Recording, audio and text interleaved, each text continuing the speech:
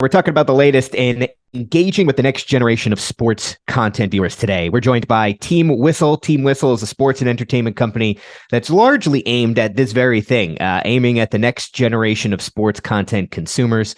I'm Brad Acosta with Sports Video Group. Pleased to be joined by Noah Weissman, who is EVP of content for Team Whistle. We're going to talk a lot today about content creation for social platforms, working with influencers and content creators in today's media ecosystem, and what exactly Team Whistle is up to today. Noah, thanks so much for taking the time. Great to talk to you.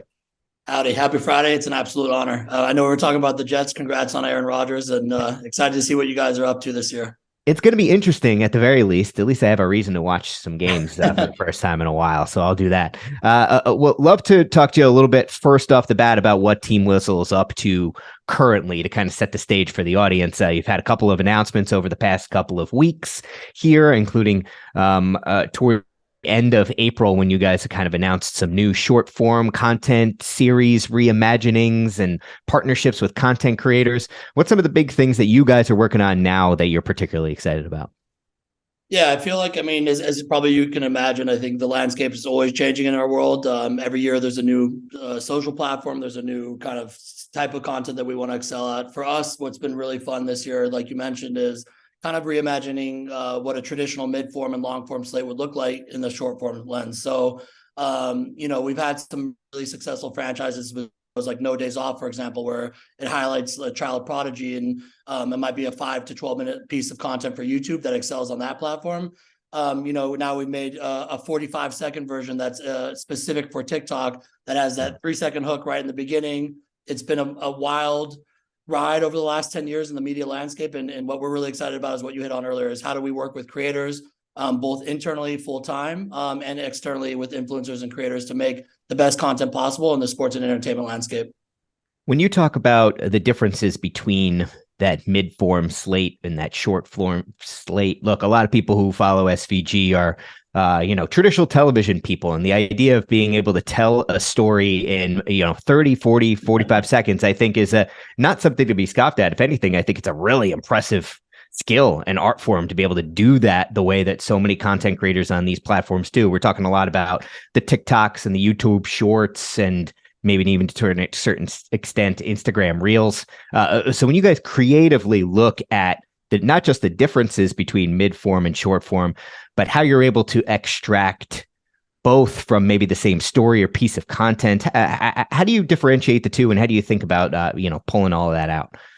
Yeah, I think you nailed it. Even at the core of everything that we do is creativity, like you mentioned, right? I think we're still always trying to tell stories that resonate in the context of what platform you're watching it on, right? So even if you take something like No Days Off, like I mentioned you before, that's what we call at Whistle a mid-form show, because what we expect and where we expect our audience to watch that on is on YouTube, horizontal, and we're expecting and trying to hook them in for a 5 to 8 minute watch, for example, right? When you go to a movie theater, for example, that you're about to sit down and you're going to take 2 hours, and you have that expectation. So if Spielberg's going to open up with a 2-minute shot of an ocean, you're not going to immediately scroll and go to the next title. So I think for us, what I've seen most interestingly, there was a take I saw before on TikTok, for example, where a lot of Gen Z gets a little bit of grief where it's like, oh, they have really short attention spans. But the reality is, how can you really quickly grab someone on their feet and compellingly tell them a story with quick cuts that gets you there in 45 seconds? Like, I would argue that I still enjoy going to the movies. I also still like watching mid-form 5 to 8 minute longs on YouTube. And at night, if my wife's asleep, I also like scrolling on TikTok and consuming content that way. It just forces the creativity in different ways of painting that picture. So if I'll use an example with you, we have a new franchise that we launched that you talked on called Meet the Parents, right?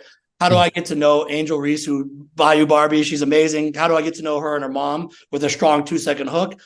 Little cuts that we trick on TikTok is like, for me, there's one rule that we have. We try not to keep on the same shot for more than 2 seconds, because that's what your attention is on TikTok. Now on YouTube, when we tell that same story, we can hold on a shot. We can be a little bit more long on the retention there. But a lot of the tricks that we see that have worked on getting someone's attention to watch a 45-second Meet the Parents episode on TikTok actually apply to YouTube now. It's like, how do we make the first 30 seconds on YouTube that much more compelling? It's all about retention. It's all about keeping the story going. So to me, it's not really always reinventing the wheel, but more for what platform you're making the content for. You have to be hyper specific on how you make that creative, if that makes sense. Yeah, no, of course. I want to talk about, partnering with the various content creators that y'all have started doing. That's kind of the interesting dynamic of the media space now is, do I try to build this audience myself, or do I go to the people who have done it already on the topics that we're working on? So what does Whistle how does Whistle partner with creators, and maybe who are maybe a couple that you think are really good examples that have really been strong for y'all? Yeah, I think there's two. There's two kind of types of ways we work with creators, and I think you touched on this in your article earlier this week, which was cool too. Is what we've seen as an evolution of the word. I'm going to use the word producer too, just for a second in this example. Sure. A couple of years ago, a producer would traditionally be like, okay, I'm going to go shoot this mid-form content. I'm going to crew up. I'm going to go tell Brandon's story. I'm going to go shoot him for 4 hours and make a little docuseries come to life.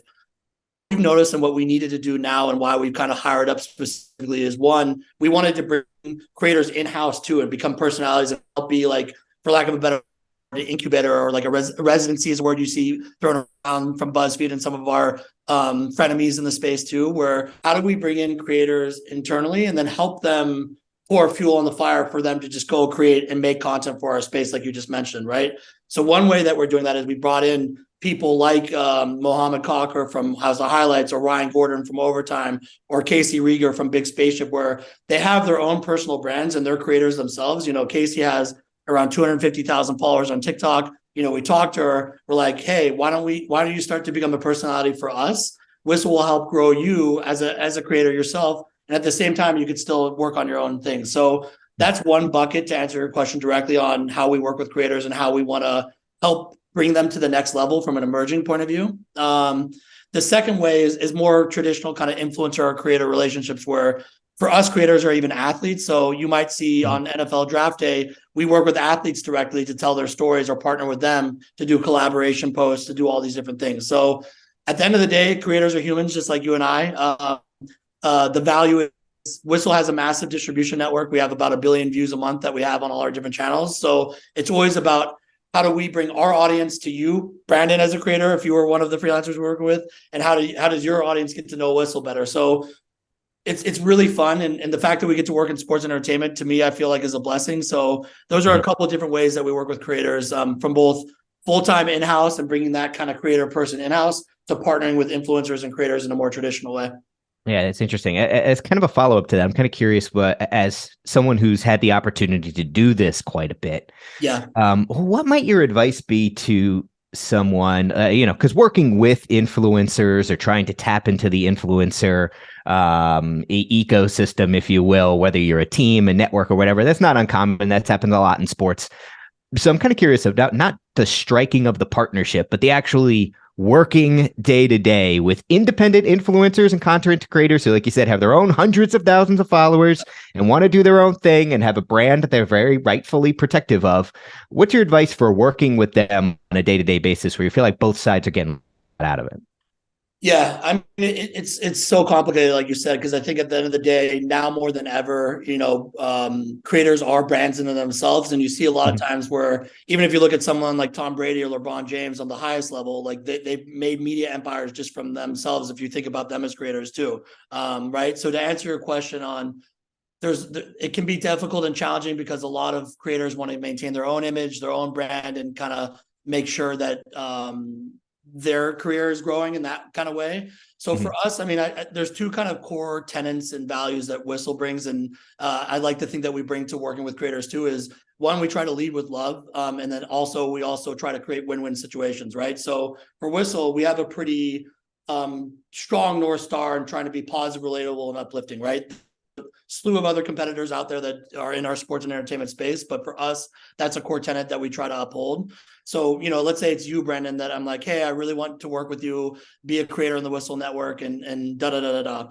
for us, it's like, what do you want, Brandon? Really understanding your core North Star too. And if there's overlap and there's in that Venn diagram of what you are looking for in your mission, core values, all that, and what Whistle is, then to me, it's a win-win. And it truly is not trying to pull teeth to make content that you don't really want to make on our platform and vice versa. So I think it's really setting the tone up front and being very organized up front too. I think a lot of creators are might have been a little bit more willy-nilly, but the one thing that I've seen in this space that's really helpful is when you actually plan the work and you do a little bit of that organization up front. And I'm like, hey, Brandon, why don't we think about 5 pieces of content? Let's organize our week this way. At first, you'll see a lot of people are like, oh, I don't know. I'm busy on Tuesdays. I don't know how organized I want to be. I don't know when to force their creativity. But that's something that I've seen help a lot, and especially in how Whistle works with creators. By organizing ourselves and bringing some of these playbooks to life, you can tap into that creativity and it makes the things flow a little bit better, if that answers your question. Sure. This might be a case-by-case basis, and if it is, I totally get that. But how do you guys generally, or even just you in your position, define success? Is it purely organic reach at this point, or is it something else? And like I said, I'm sure it's probably a case-to-case thing, but when you work with creators like this, how do you gauge success for Team Whistle? Yeah, I mean, I think I would probably bucket it into 3 things. I mean, one is for on the business side, usually it's video views, engagements, and that's what's in the curse of social, and we'll see how how it evolves and impacts our society at large. But it's all usually right out there where you can see. We have scorecards internally to track success and why things might go viral or do better organically. So it usually is the most basic KPIs: video views, engagements, etc., depending on the platform.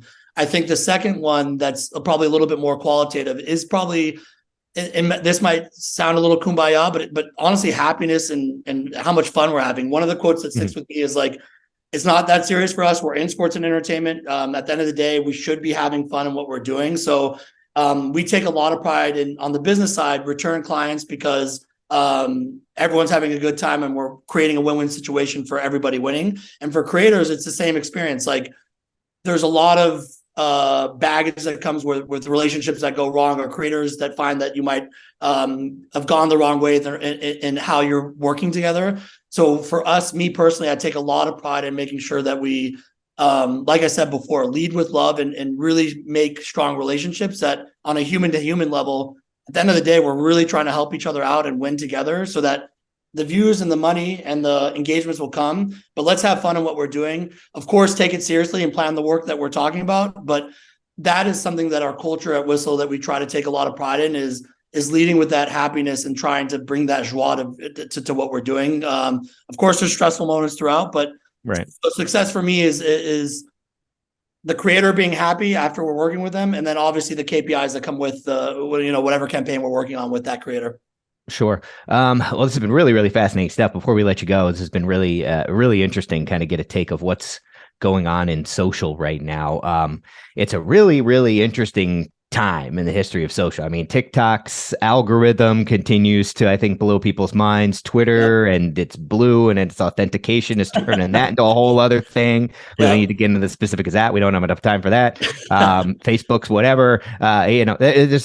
Everything seems to be in a very weird, kind of interesting space right now with this short form content in the form of TikTok and YouTube Shorts and everything really, really seeming to explode. And then you could throw all the other things that are changing it into the mix with AI content creation and ChatGPT and all that stuff. Yep. So I feel like it's unfair to ask you, what's the future of social here, Noah? But so instead to phrase it a different way, what's something that's maybe still in an incubator state, or something that you're really keeping an eye on in the greater industry that you're really interested to see how it plays out and how it develops maybe over the next 6 years to a year, 6 months to a year, I should say?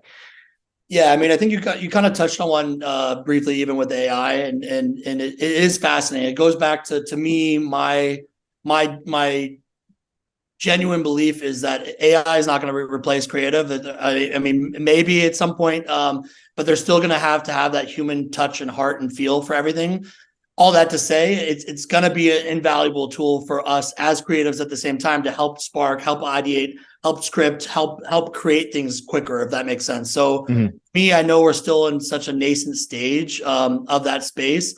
How is that going to evolve? I'm not sure. I saw 1,000 of the biggest thinkers are getting together and maybe pausing AI because we're worried that it might turn into a Terminator situation. Yeah. I am very bullish on it. Like I think there is something there, and it would be naive to say that it's not going to change the game altogether because you and I, let's say we wanted to write a script about Aaron Rodgers and the Jets and Brandon, the co-star. We can use AI to help script that pretty quickly. Now, do you and I then need to sit with it, develop it, give it that human touch so that it has all the hooks and beats that we need? 100%. But it's something that I've really pushed our team to dig in deeper on because I don't want us to miss a beat there. It's almost to me as important as like, hey, what is this new thing? A couple of years ago, everyone's like, oh, Musical.ly turned to TikTok. Like, what is this thing? To me, it's something that it's you're either going to get on or you're going to miss the boat, and we don't want to turn into dinosaurs in that way. So I've really pushed the team to help try out these tools and poke around to try to,